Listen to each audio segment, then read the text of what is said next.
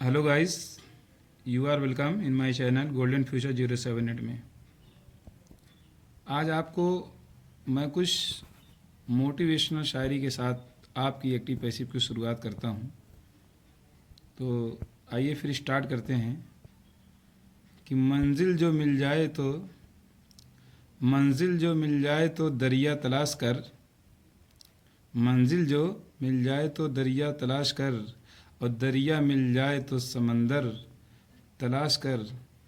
दरिया जो मिल जाए तो समंदर तलाश कर। हर आईना टूट जाता है पत्थर की चोट से। पत्थर जो टूट जाए वो आईना तलाश कर।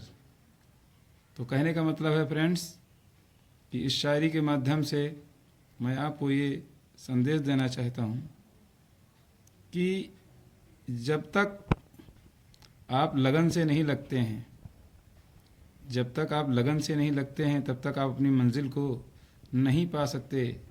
अगर आप अपनी मंजिल को पा भी चुके हैं तो उसके आगे भी हमारा प्रयास, हमारी तलाश, हमारी कोशिश जो है जारी रहनी चाहिए और हमें कभी रुकना नहीं चाहिए। तो कहने का मतलब ये है कि आईना एक कमज़ोर होता है जो पत्थर की चोट से टूट जाता है, लेकिन जब उस आईने में कभी इतनी पावर, इतनी ताकत आ जाती है तो पत्थर स्वयं खुद भी टूट जाता है। तो आइए बस करते हैं। अब इसके आगे मैं आपको आज का टॉपिक हमारा है क्या, उसको मैं देने वाला हूँ। जैसा कि अभी कल भी मैंने आपको फ्यूचर इंडेफिनिट टेंस की नेगेटिव सेंटेंस दिया था, आज उसी के आगे मैं उसका इंट्रोगेटिव सेंटेंस की वीडियो आपको देने जा रहा हूँ। उम्मीद करता हूँ आप लोग को काफ़ी अच्छी लगेगी। तो आइए फिर बिना किसी देरी के हम स्टार्ट करते हैं अपने इस वीडियो को। तो यहाँ पर हमने आपको लिख दिया है, सबसे पहले मेरे चैनल का नाम है गोल्डन फ्यूचर 078, ठीक है। उसके बाद active voice and passive voice लिख दिया गया है। फिर उसके बाद फ्यूचर इंडेफिनिट टेंस, और ब्रैकेट में हमने ये लिखा है कि इंट्रोगेटिव सेंटेंस। ओके। स्ट्रक्चर में हमने आपको ये दे दिया है स्ट्रक्चर 1, क्योंकि जो इंट्रोगेटिव सेंटेंस होता है वो दो टाइप का होता है। एक तो हेल्पिंग वर्ब से होते हैं, इसके पहले भी वीडियो मैंने बता चुका है आपको, मैंने बता दिया है कि जो हेल्पिंग वर्ब से होते हैं, और दूसरे वो होते हैं जो वाक्य के बीच में यानी क्वेश्चन वर्ड होते हैं, वो होते हैं।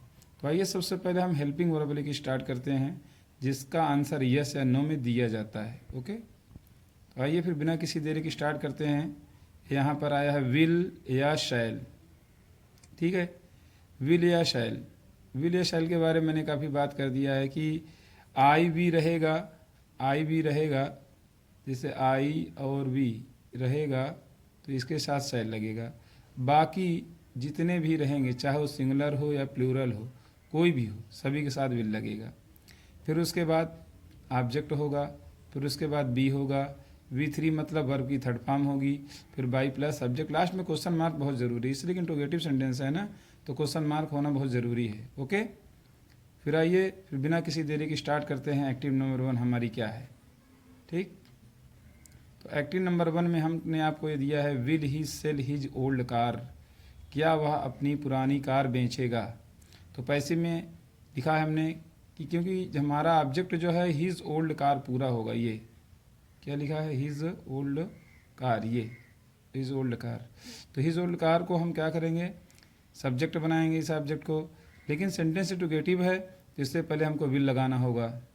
क्या लगाना होगा, विल लगाना होगा। तो हमने विल लगा दिया है यहाँ पर, ठीक। अब विल लगाने के बाद हमने हिज ओल्ड कार यहाँ पे सेट कर दिया। उसके बाद बी लगाना ना भूलें, क्योंकि विल बी और शैल बी होता है, लेकिन इंट्रोगेटिव में एक साथ नहीं लगेगा, ये ऑब्जेक्ट के बाद रखा जाएगा। इसलिए देखिए यहाँ पर मैंने दिया ना ऑब्जेक्ट प्लस बी, नहीं ऑब्जेक्ट के बाद बी रखा जाएगा। तो बी हमने कर दिया, और सेल का थर्ड फॉर्म यहाँ हमने सोल्ड कर दिया, और फिर बाई ही का ऑब्जेक्ट हिम, बाई हिम, और लास्ट में क्वेश्चन मार्क कर दिया। ओके। आइए फिर दूसरी एक्टिव मैंने आपको क्या दिया है, will you buy the toys from the shop. Will you buy the toys from the shop. तो will the toys be bought from the shop by you, will the toys be bought from the shop by you. देखिए यहाँ पर आप क्या खरीदेंगे, खिलौने, तो वही ऑब्जेक्ट होगा, ना कि फ्रॉम द शॉप होगा। ओके, आइए फिर आपकी तीसरी एक्टिव हमने क्या दिया है, शैल बी कॉल यू, क्या हम तुम्हें पुकारेंगे। तो इसकी पैसिव ये होगी will you be called by us, will you be called by us. ठीक है, फिर उसके बाद चौथी एक्टिव आपको दी गई है will Sameer fly the kite, क्या समीर पतंग उड़ाएगा। तो इसकी पैसिव है will the kite be flown by Sameer, will the kite be flown by Sameer. Okay, फिर उसके बाद पांचवी एक्टिव हमारी ये है will they complete their work, क्या वे अपना काम पूरा करेंगे। तो इससे पहले हमने विल लगा दिया है, क्या लगा दिया है, विल। तो will their work be completed by they का ऑब्जेक्ट देम, और यहाँ पे लास्ट में क्वेश्चन मार्क कर दिया गया। ओके, तो ये स्टूडेंट्स, ये हमारी active and passive voice interrogative sentence, जिनके वाक्य शुरू में या सेंटेंस में स्टार्टिंग में जो है क्या आता है, यानी विल या शैल आता है, उसकी यह पैसिव वॉइस थी, इसकी एक्टिव वॉइस की पैसिव थी। ओके, अब आइए फिर स्टार्ट करते हैं दूसरी एक्टिव, दूसरे टाइप की जो क्वेश्चन वर्ड टाइप से बनती है उसकी कैसे बनाते हैं।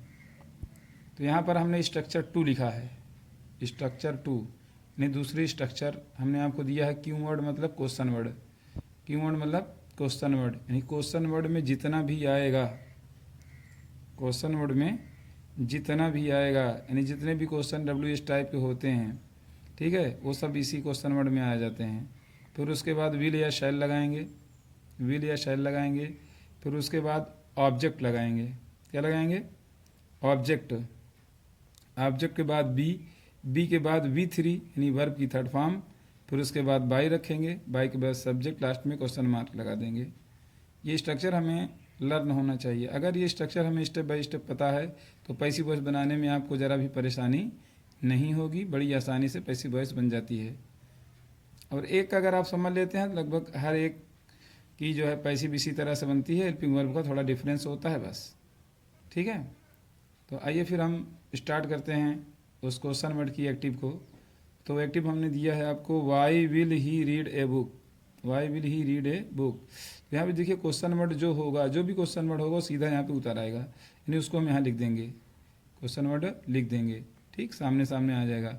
खाली एक क्वेश्चन वर्ड ऐसा है जो हु है, हु बाई हुम में होता है, बाकी उसके अलावा जितने भी हैं, जितने WH टाइप हैं वे सभी जो है अपने प्लेस पे उतार आते हैं, ये हटते नहीं हैं अपने प्लेस से, न तो ये डायरेक्ट में जल्दी हटते हैं और न तो एक्टिव पैसिव में।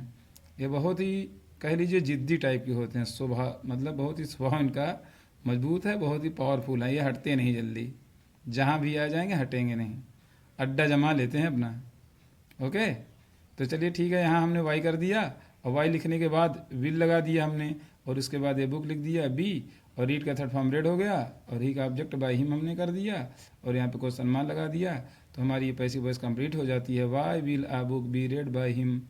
ठीक, कंप्लीट हो गई ना। आइए फिर हम सातवीं एक्टिव की बात करते हैं। सातवीं एक्टिव आपको दी गई है how will you solve the questions.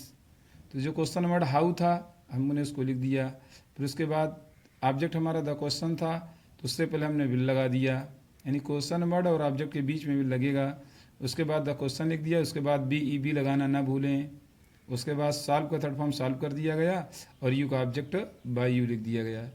तो will the how will the questions be solve by you.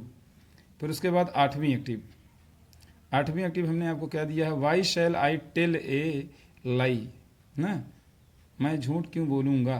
तो वाई हमने इसके सामने लिख दिया वाई, फिर उसके बाद विल ए लाई हमारा ऑब्जेक्ट था, तो उससे पहले हमने विल लगा दिया, वाई विल आ लाई, उसके बाद बी कर दिया, टेल का थर्ड फॉर्म टोल्ड होता है, टोल्ड कर दिया, और आई का ऑब्जेक्ट बाई मी कर दिया। तो ये सीधा चलिए करते हैं इसको, why will a lie be told by me, why will a lie be told by me.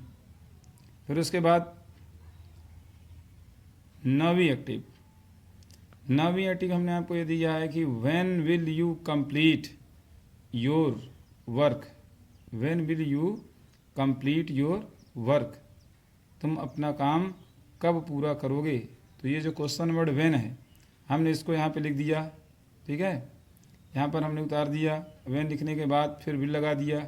Your work object था, ये देख रहे हैं आप, योर वर्क लिखा है यहाँ पर, योर वर्क ऑब्जेक्ट था, इसको मैंने यहाँ पर विल लगाने के बाद इसको सब्जेक्ट बना दिया। उसके बाद बी लगा दिया, क्या लगा दिया, बी लगा दिया। फिर कंप्लीट का थर्ड फॉर्म कंप्लीटेड कर दिया गया। यू का ऑब्जेक्ट बाय यू हो गया। तो इस तरह से हमारी पैसिव बन जाती है, when will your work be completed by you, when will your work be completed by you, ये हो गया। आइए फिर हम 10वीं एक्टिव की बात करते हैं।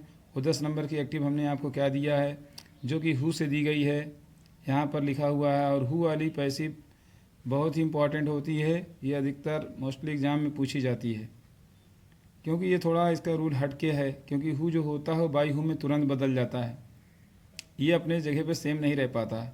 बाकी क्वेश्चन वर्ड जो है रहते हैं, क्योंकि इसमें जो होता है कर्ता अननोन, हु मतलब होता है कौन, या फिर इसका अर्थ जो से भी लिया जाता है, ठीक है। लेकिन यहाँ पर हेल्पिंग वर्ब लगी है तो कौन से ही अर्थ लिया जाएगा, कौन मैच जीतेगा, कर्ता अननोन होता है, इसीलिए शायद इसका रूल यही है कि हु को बाई हुम में बदल देते हैं। ओके, तो हु को बाई हुम में हमने कर दिया। उसके बाद विल कर दिया गया। द मैच हमारा ऑब्जेक्ट था, इसको हमने लिख दिया by whom will the match, B लगा दिया हमने। और उसके बाद विन का third form one, win one winning होता है कि नहीं, वर्ब की फॉर्म। तो यहाँ हमने कर दिया by whom will the match be won, by whom will the match be won, ठीक है, यानी मैच किसके द्वारा जीता जाएगा, ठीक है, मैच किसके द्वारा जीता जाएगा। तो फ्रेंड्स कह लीजिए आज की ये एक्टिव एंड पैसिव वॉइस थी आपकी फ्यूचर इंडेफिनिट टेंस की, जो उसको मैंने काफ़ी अच्छे ढंग से एक्सप्लेन किया है। I hope you like this video, active and passive voice future indefinite tense interrogative sentence. Okay, तो फ्रेंड्स बस आज की वीडियो यहीं तक, फिर आपको हम मिलते हैं नेक्स्ट वीडियो में। और एक बात मैं ये कहना चाहूँगा कि अगर अभी तक आपने मेरे चैनल को सब्सक्राइब नहीं किया है, ठीक है, तो आप इसको सब्सक्राइब ज़रूर कर दें, ताकि हमारी हर वीडियो आप तक पहुंचती रहे। और इसको देखने के बाद लाइक और कमेंट करना ना भूलें।